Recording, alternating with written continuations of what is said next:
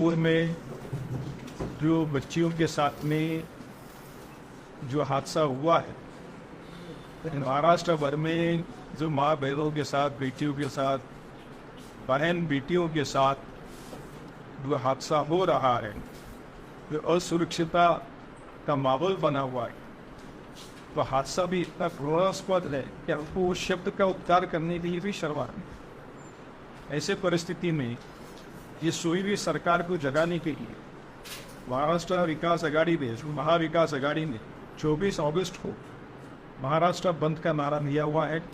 महाराष्ट्र बंद करा हुआ है। अब आपके माध्यम से मेरा भाईंदर के सभी रहवासियों को, व्यापारियों को, यूनियंस को, रिक्शा, टेम्पो, ट्रक, इन सभी वर्गों को ये विनती करते हैं कि इस बंद में शांतिपूर्वक सहभाग हो करके इस बंद को, सरकार को जगाने में हाथ बटाइए। ये कोई पॉलिटिकल बंद नहीं है, तो ये इस राज्य में जो कायदा सुव्यवस्था मर गई, खत्म हो गई है, सो गई है। आरोपियों को, दोषियों को इस राज्य में कायदा कानून व्यवस्था है बोल के उनको उसका डर नहीं है, तो सोई हुई सरकार को जगाना है। आपकी, हमारी माँ बहनों की इज्जत को बचाना है।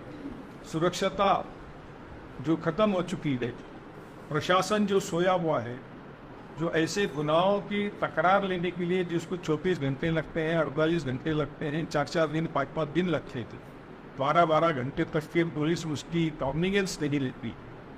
ऐसी सरकार को, प्रशासन को उसकी नींद में से जगाना है।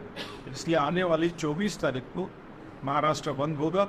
मेरा महिमा के सभी रहवासियों को, सभी संगठनों को, लोगों से विनती है कि वो कृपया करके इस बंद में सहभाग करें, शांतिपूर्वक सहभाग। बंद का स्वरूप मैंने बताया कि स्कूल, कॉलेज, रिक्शा, बस, टेम्पो, ट्रक, ये सारी चीज़ें बंद करने का हम आह्वान करेंगे। और मेरे ख्याल से घटना होती क्यों है, सवाल ये होता है। और घटना अगर हो भी गई है तो पुलिस प्रशासन 12-12 घंटे तक FIR नहीं लेता है, 2-2 दिन तक उसका कॉग्निजेंस नहीं लेता है। यहाँ पे सवाल ये उपस्थित होता है कि गुनहगारों को कायदे का डर उनके दिल में नहीं बचा। गुनाह कब होता है? जब कायदे का डर खत्म हो जाता है। जब कायदे का डर खत्म हो जाता है तब गुनाह होता है। मैं ये नहीं कहूँगा कि विडल लिस्ट के कायदे यहाँ पर लावे। किसी शहर में अन्य पार्टी के लोग होर्डिंग, पोस्टर, बैनर लगाते हैं। कई बार आप लोग न्यूज़ चलाते हैं और वो लोग उसके पोस्टर, बैनर पे लिखते हैं, जो मैं हमेशा देखता हूँ। मैं किसी पार्टी का और विशेष व्यक्ति का नाम नहीं लेना चाहूँगा। वो लिखते हैं कि वहाँ पर अगर ऐसा होता है तो हाथ काट दिया जाता है, फांसी दे दी जाती है, 24 घंटे में फैसला होता है, ईरान में होता है, सऊदी में होता है, दुबई में होता है। मैं वो नहीं कहूँगा।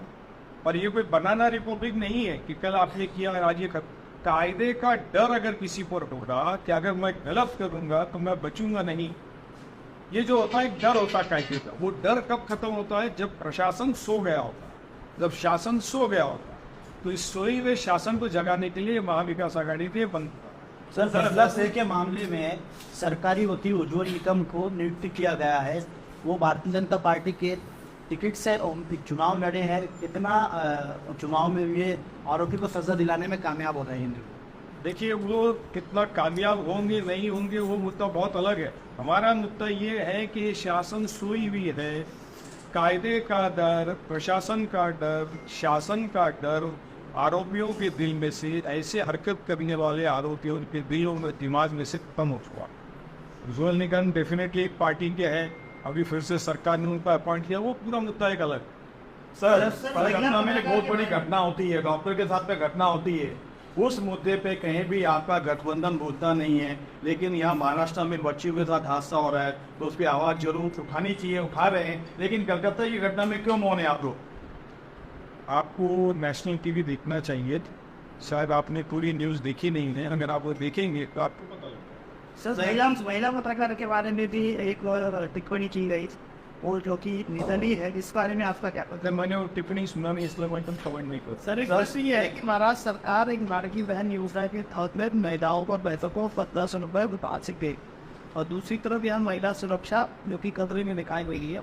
इन दोनों के संदर्भ में आप क्या टिप्पणी करें? मैंने आज ही एक आप लोग को भी कुछ न्यूज़ देखी, मेरा बहन तहसीलदार कार्यालय में एक महिला गई और पर इसे वापस देने और उसने पैसे वापस करिए। वो एक बुजुर्ग महिला, मुझे तस्वीर से नजर हैंडीकैप और बुजुर्ग महिला लगी। हैंडीकैप और बुजुर्ग, इस पे मैं दबाव दे करके बता रहा हूँ कि हैंडीकैप और बुजुर्ग महिला ने जा कर के पैसे वापस करी कि हमको तुम्हारे पैसे की जरूरत नहीं है, हमको सुरक्षा की जरूरत। सर कितनी बड़ी दुखद घटना थी, जिसकी पैसा देने सरकार अपयश हो गई है। अभी ये मुद्दा जो है उसका नहीं है, लेकिन आपने क्योंकि प्रश्न को सिर्फ किया हुआ है इसलिए वो बना रहा हूँ कि सरकार का 10 साल का फेलियर है कि उसे पैसा देना पड़ रहा है। तो पिछले 10 साल में राज्य सरकार, यूटी की सरकार और केंद्र की सरकार ने ऐसी कई योजनाएं लाई जिसकी वजह से उन्होंने दावे पे दावा किया कि हमने बीपीएल कैटेगरी में बढ़ोतरी हुई, वो मिडिल इनकम ग्रुप में पहुंच गए, middle income group high income group में पहुंच गए। उसके बावजूद ये इस बात का सर्टिफिकेशन है कि इनकी सारी योजनाएं फेलियर है कि इनको महिलाओं को बहन बेटी योजना ला करके पैसे देने पड़ रहे हैं। अच्छी बात है, जनता का पैसा जीएसटी में जो लिया गया है, पेट्रोल में जो लिया गया है, वो 4 आना 5 पैसा करके वापस दे रहे हैं। मगर मुद्दा यहाँ पैसे का नहीं है, मुद्दा यहाँ सुरक्षित का है। आपको सुरक्षा प्रदान करनी चाहिए। सर, जिस तरह से आरोपी के कड़ी से कड़ी सजा देने के लिए सभी मांग करें, पर ऐसे मामले में जो इनको बचाने की कोशिश करती है, दोनों इस तरह के केस में पर्दा डालने की कोशिश करते हैं, उन लोगों पर जो कड़ी कार्रवाई चाहिए, इसको लेकर कुछ अफवाह देते हैं। देखिए, मैं आपसे वापस कह रहा हूँ, कायदे का तंतोतंत पालन होना चाहिए।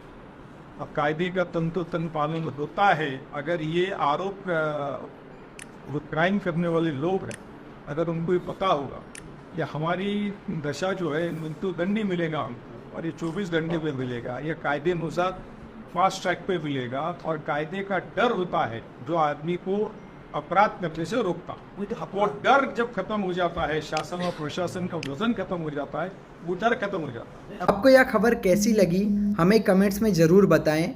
वीडियो अच्छी लगी हो तो लाइक ज़रूर करें।